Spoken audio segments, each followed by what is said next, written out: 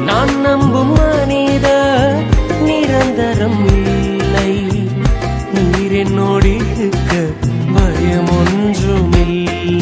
என் அலைச்சல்களை அறிந்தவர்